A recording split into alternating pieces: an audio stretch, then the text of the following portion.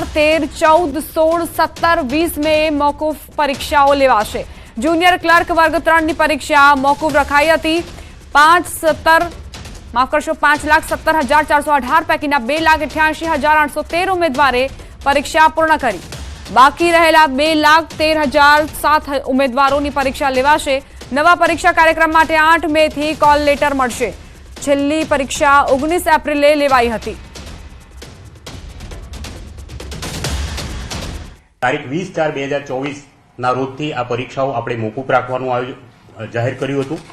જે મોકૂફ રાખેલી તમામ પરીક્ષાઓ ગુજરાતમાં મતદાન દિવસ એટલે કે તારીખ 7/5/2024 ના રોજ મતદાન પૂરું થયા પછી આ બાકી રહેલી પરીક્ષાઓ જે મોકૂફ રાખવામાં આવેલી છે પરીક્ષાઓનું પુનઃ એક વખત આયોજન કરેલ છે અને મોકૂફ રાખવામાં આવેલી 6 દિવસની પરીક્ષાઓ મે માસની 11, 13, 14, 16, 17 અને 20 તારીખના રોજ આયોજન કરવામાં આવેલ છે।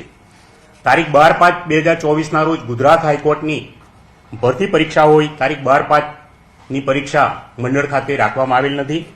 ઉમેદવારોની માંગણી હતી કે તેમને હાલના સરનામા મુજબ કોલ લેટર પરીક્ષા કેન્દ્રો આપવામાં આવે જેથી કરીને તેમને નજીકના પરીક્ષા કેન્દ્રો મળે। આ માટે પણ ઉમેદવારોના હાલના પત્રવ્યવહારના સરનામા મુજબ પરીક્ષા કેન્દ્રો નજીકના ફાળવવામાં આવશે। અત્યાર સુધીમાં 19/5/2024 ના રોજથી આપણે પરીક્ષા બંધ કરેલી છે। 5,17,418 પૈકીના 2,88,813 ઉમેદવારોએ તારીખ 19/5/2024 સુધીમાં ખૂબ સારી રીતે આ પરીક્ષા પૂર્ણ થયેલ છે। બાકી રહેલ 2,31,007 ઉમેદવારોની પરીક્ષા આ નવા પરીક્ષા કાર્યક્રમ મુજબ લેવામાં આવશે। સોખડા હરિધામ મંદિર વિવાદના મામલે જાણકારી। ન્યૂઝીલેન્ડમાં હરિપ્રબોધમ જૂથના સત્સંગીઓનો વિજય થયો છે। ન્યૂઝીલેન્ડ સુપ્રીમ કોર્ટે ચુકાદો આપ્યો। ન્યૂઝીલેન્ડ યોગી ડિવાઇન ટ્રસ્ટ હરિપ્રબોધમ જૂથ સંભાળશે। વહીવટી જવાબદારી હરિપ્રબોધમ પરિવાર સંભાળશે। ન્યૂઝીલેન્ડની સુપ્રીમ કોર્ટમાં પ્રેમ સ્વરૂપ સ્વામી જૂથે અરજી કરી હતી। ન્યૂઝીલેન્ડના સંચાલન વહીવટ સંભાળવા માટે અરજી કરી હતી। ન્યૂઝીલેન્ડ સુપ્રીમ કોર્ટે બંને પક્ષોની રજૂઆત સાંભળી। 2.5 વર્ષ સુધી ચાલેલા કેસમાં ન્યૂઝીલેન્ડની કોર્ટનો ચુકાદો। દલીલો અને પુરાવાઓના આધારે કોર્ટે ચુકાદો આપ્યો। ડિસેમ્બર 2021થી બે સંતો વચ્ચે હતી કાયદાકીય તકરાર।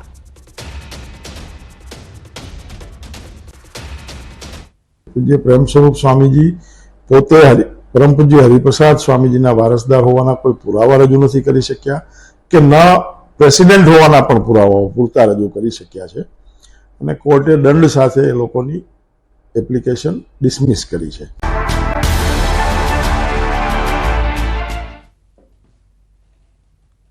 મહત્વપૂર્ણ સમાચાર। હવામાન વિભાગે આગાહી કરી છે કે આગામી 5 દિવસ હીટવેવ રહેશે। કચ્છ, દીવ, ભાવનગર, વલસાડમાં હીટવેવની આગાહી કરાઈ છે। દરિયાકાંઠાના વિસ્તારમાં અકળામણ અનુભવાશે। 7 મેના રોજ 40 થી 41 ડિગ્રી તાપમાન રહેવાની સંભાવના। મતદાનના દિવસે કાળઝાળ ગરમીથી મતદારો પરેશાન થઈ શકે છે। 40 થી 41 ડિગ્રી તાપમાન રહેશે તેવી પૂરેપૂરી સંભાવનાઓ છે।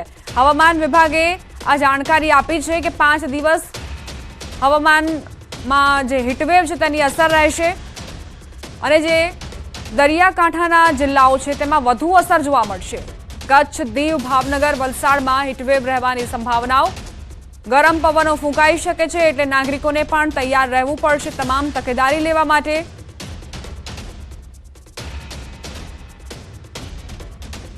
पाँच दिनों के लिए सौराष्ट्र और कच्छ और साथ में साउथ गुजरात रीजन के कुछ डिस्ट्रिक्ट में हीट वेव वार्निंग दी गई है आने वाले 5 दिनों के लिए। और जो डिस्ट्रिक्ट हैं जहां पे हीट वेव की वार्निंग दी गई है वो कच्छ है, दीव है, पोरबंदर, भावनगर और वलसाड़। इन जगहों पे मतलब इन डिस्ट्रिक्ट पे आने वाले 5 दिनों पे हीट वेव वार्निंग रहेगी। गुजरात और सौराष्ट्र और कच्छ के कोस्टल एरिया में हीट वेव कंडीशन मतलब डिस्कम्फर्ट कंडीशन आने वाले 5 दिनों में बनी रहेगी। ये जो 40, 41 और 39 ये आने वाले 7 दिनों पे ऐसा पैटर्न बना रहेगा। દરેક લોકો માટે અતિ મહત્વના સમાચાર છે। હવામાન નિષ્ણાંત પરેશ ગોસ્વામીએ ગરમી અંગે મોટી આગાહી કરી છે।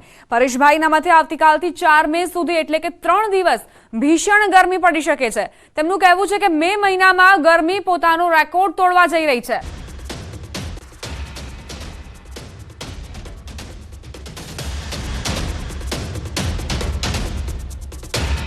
આવનારા દિવસમાં પણ આ તાપમાન અને હીટવેવમાંથી આપણે કોઈ રાહત મળે તેવી શક્યતાઓ દેખાતી નથી, જેમાં ખાસ કરીને આવનારા 3 દિવસ, જેમાં 2, 3 અને 4 મે મહિનાની 2, 3 અને 4 મે આ 3 દિવસ એવા હશે કે જેની અંદર સૌથી ઊંચું તાપમાન જોવા મળશે, જેની અંદર ખાસ કરીને તાપમાન છે એ સરેરાશ 41 ડિગ્રીથી લઈ અને 44 ડિગ્રીની રેન્જમાં જોવા મળે તેવી શક્યતાઓ છે, અને જેમાં ગુજરાતના અમુક સેન્ટરો એવા હશે કે જ્યાં તાપમાન છે 44 ડિગ્રીને પણ પાર થાય.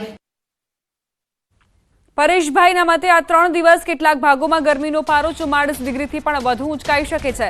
તેમણે ગુજરાતના 9 ભાગો અંગે આગાહી કરી. ખાસ કરીને અમદાવાદ વાસીઓ માટે કાલથી 3 દિવસ ખૂબ ગરમ રહી શકે છે.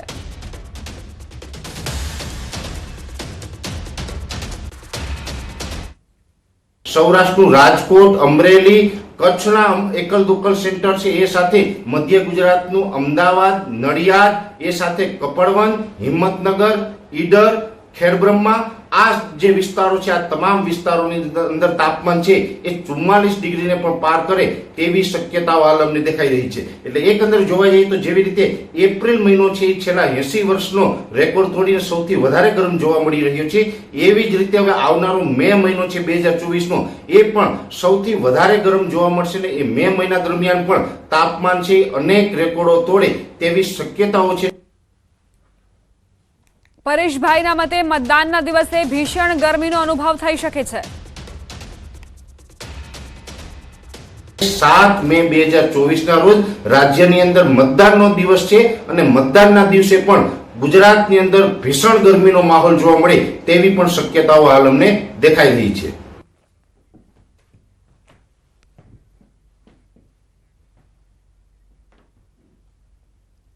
પ્રધાનમંત્રી મોદી ગુજરાતમાં સૌથી પહેલી સભાની વાત કરીએ તો ડીસામાં સંબોધશે. પ્રધાનમંત્રીના આગમનને લઈને બનાસકાંઠા જિલ્લામાં ભારે ઉત્સાહનો માહોલ જોવા મળ્યો. ડીસામાં સભા મંડપમાં મિસ્ટિંગ કુલિંગ સિસ્ટમ લગાવવામાં આવી છે, જેનાથી બહાર કરતા મંડપમાં 8 ડિગ્રી જેટલું તાપમાન નીચું રહેશે. આ સિવાય આરોગ્યની 10 ટીમો મેડિકલ ઓફિસર સાથે તૈનાત રહેશે, જેમાં પેરામેડિકલ સ્ટાફ સાથે આરોગ્યની 10 એમ્બ્યુલન્સ પણ ઉપસ્થિત રહેશે, જ્યારે 108ની 6 ઇમરજન્સી વાન સભા સ્થળે ઉપસ્થિત રહેશે. આ ઉપરાંત ઉનાળાની ગરમીને ધ્યાનમાં રાખીને 35,000 જેટલા ઓઆરસીના પેકેટનું વિતરણ પણ કરાશે. સભા મંડપમાં 50,000 ખુરશીઓની બેઠક વ્યવસ્થા તેમજ સ્ટેજ પર મોદી સાથે 60 આગેવાનો બેસી શકે તે માટેની મંજૂરી પ્રધાનમંત્રીની સુરક્ષા એજન્સી પાસે માંગવામાં આવી છે.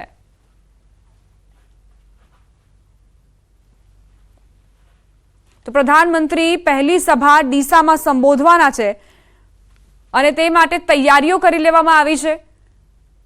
પ્રધાનમંત્રીના સ્વાગત માટે કાર્યકર્તાઓમાં પણ ઉત્સાહનો માહોલ જોવા મળ્યો. અહીં જે સભાનું આયોજન કરવામાં આવ્યું છે તે ભવ્યાતિ ભવ્ય રીતે આયોજન કરાયું છે. જે બહારનું તાપમાન હશે તેનાથી 8 ડિગ્રી ઓછું તાપમાન ડોમમાં જોવા મળશે અને 50,000ની બેઠક વ્યવસ્થા પણ ગોઠવવામાં આવી છે. ધુઆધાર પ્રચાર માટે ડીસામાં કાર્યકર્તાઓ ઘણા દિવસોથી કામે લાગ્યા હતા અને આજનો આ દિવસ જ્યારે પ્રધાનમંત્રી પ્રચારનો શુભારંભ કરશે. ગુજરાતના સ્થાપના દિવસથી જ પ્રધાનમંત્રી મોદી ગુજરાતમાં પ્રચારની શરૂઆત કરવા જઈ રહ્યા છે.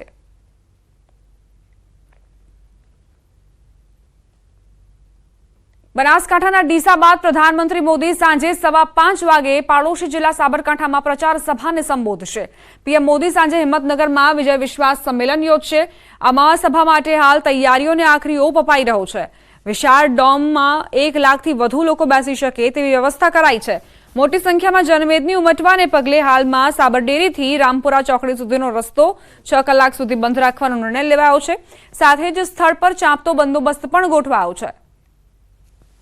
લોકસભાની ચૂંટણીને પ્રચાર પ્રસાર થઈ રહ્યો છે. બંને પક્ષો દ્વારા પ્રચાર પ્રસાર જોરશોરમાં કરી દેવામાં આવ્યો છે. વડાપ્રધાન નરેન્દ્ર મોદી દ્વારા પણ આજથી જ જે સભાઓ અને રેલીઓનું આયોજન પણ કરવામાં આવ્યું છે. ખાસ કરીને વાત કરવામાં આવી આજે હિંમતનગર સાબરકાંઠા જિલ્લાનું જે હિંમતનગર પાસે આવેલું જે આમોદરા ગામ છે ત્યાં વિજય વિશ્વાસ સભાનું આયોજન કરવામાં આવ્યું છે. સાંજે 5 કલાકે આ સભા યોજાશે. સભામાં 1 લાખથી વધુ લોકો આ સભામાં જોડાય તેવી આયોજન પણ કરવામાં આવ્યું છે. ખાસ કરીને અહીંયા જે બેઠક વ્યવસ્થા કરવામાં આવી છે બેઠક વ્યવસ્થામાં પણ 1 લાખથી વધુ લોકો બેસી શકે તે પ્રમાણે તમામ પ્રકારની વ્યવસ્થા કરવામાં આવી છે. બાજુમાં જ હેલીપેડ બનાવવામાં આવ્યું છે. તો આ ઉપરાંત ચુસ્ત પોલીસ બંદોબસ્ત પણ ગોઠવવામાં આવ્યો છે. ખાસ કરીને જે અહીં આવતા લોકો છે તેમને આવતા અગવડતા ના પડે અને તેમને ગરમીનો અનુભવ ન થાય તે માટે પંખા અને ફોગિંગ સિસ્ટમની પણ વ્યવસ્થા કરવામાં આવી છે. તો આ ઉપરાંત જે સાબરડેરીથી લઈને રામપુરા ચોકડી સુધીનો જે રસ્તો છે 6 કલાક સુધી બંધ રાખવામાં આવશે અને જે અન્ય વૈકલ્પિક રસ્તાઓ છે રસ્તાઓનું પણ આયોજન કરવામાં આવ્યું છે. એટલે કે કહી શકાય કે જે રીતનું આયોજન કરવામાં આવ્યું છે તેને લઈને અત્યારે હાલ